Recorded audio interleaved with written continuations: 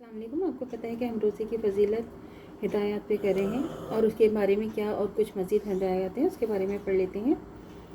حضرت ابو ہریرہ رضی اللہ تعالیٰ عنہ بیان کرتے ہیں کہ رسول خدا صلی اللہ علیہ وسلم نے فرمایا کہ جس نے جھوٹ بولنا، جھوٹ پر عمل کرنا ہی نہ چھوڑا تو خدا کو اس بات کی حاجت نہیں کہ وہ اپنا کھانا پینا چھوڑ دے۔ صحیح بخاری کی حدیث ہے۔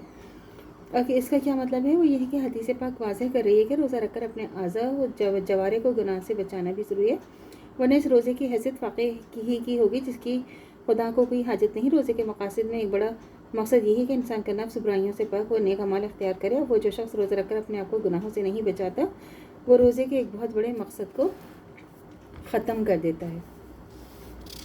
حضرت ابو ہریرہ رضی اللہ تعالیٰ عنہ بیان کرتے ہیں کہ رسول خدا صلی اللہ علیہ وسلم نے فرمایا کہ اللہ تعالیٰ فرماتے ہیں کہ انسان کا ہر عمل اس کے لیے سوائے روزوں کے کہ روزہ میرے ہی لیے ہے رکھا جاتا ہے اور میں اس کی جزا دوں گا، یعنی بے حساب جزا دوں گا۔ روزے ڈھال ہیں کہ شیطان کے داروں سے بچاتے ہیں۔ جب تم میں سے کسی نے روزہ رکھا ہو تو نہ فحش باتیں کرے، نہ شور مچائے اور نہ ہی کسی کو گالی دے، اور یا اس سے لڑے تو اتنا کہہ دے کہ میں روزے دار شخص ہوں، اس لیے میں تمہاری جہالت کا جواب جہالت سے نہیں دے سکتا، لہٰذا میرے ساتھ جہالت نہ برتو۔ اس ذات کی قسم جس کے ہاتھ میں محمد صلی اللہ علیہ وسلم کی جان ہے، روزے دار کے منہ کی بو اللہ تعالیٰ کے نزدیک مشک کی خوشبو سے بھی زیادہ عمدہ ہے۔ روزے دار کے لیے دو خوشیاں ہیں جو اسے خوش کرتی ہیں، ایک تو یہ جب وہ روزہ افطار کرتا ہے تو خوش ہوتا ہے، دوسرے جب اپنے رب سے ملاقات کرے گا تو اپنے روزے کا اجر پانے کے لیے باعث خوش ہوگا۔ صحیح بخاری کی حدیث ہے یہ۔ اس حدیث کی کیا تشریح ہے کہ روزے کے لیے دو خوشیاں، تو ان میں سے فوری خوشی جو اسے حاصل ہوتی ہے وہ خوشی ہے جو اسے روزہ دار افطار کرتے وقت ہوتی ہے۔ حقیقت یہ ہے کہ روزہ افطار کرتے وقت جو مسرت اور سکون حاصل ہوتا ہے صرف وہی شخص محسوس کر سکتا ہے جس نے دن بھر روزہ رکھا، اور روزہ نہ رکھنے والے اس مسرت کا تصور بھی نہیں کر سکتے۔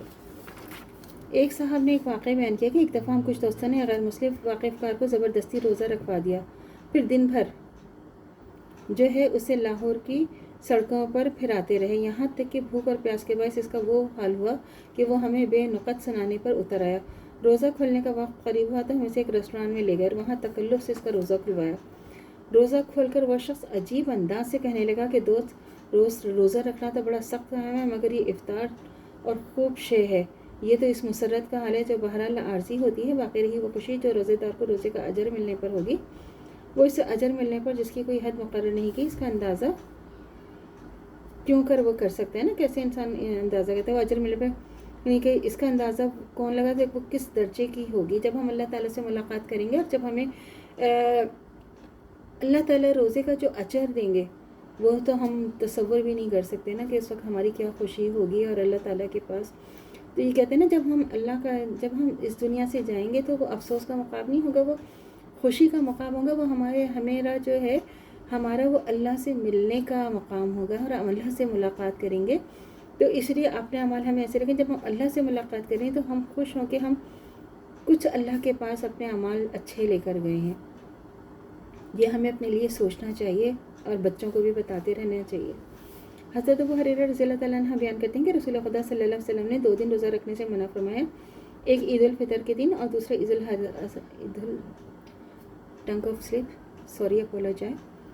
دوسری عید الاضحیٰ کے دن معطا۔ یہ دونوں دن مسلمانوں کے لیے 2 تہوار ہیں اور خوشی منانے اور کھانے پینے کے دن ہیں۔ ان دونوں دنوں میں یاد خدا کے لیے خاص نمازیں تو رکھی گئی ہیں، مگر ان میں سے روزہ رکھنے سے حضور صلی اللہ علیہ وسلم نے منع فرمایا۔ تو اللہ تعالیٰ سے دعا کرنا چاہیے کہ جو ہمارے ایمان ہے مرتے دم تک قائم و دائم رہے، خاتمہ بخیر ایمان پر ہو۔ اجازت دیجیے، اللہ حافظ۔ میرے چینل کو لائک کیجیے، شیئر کیجیے، سبسکرائب کیجیے، شکریہ۔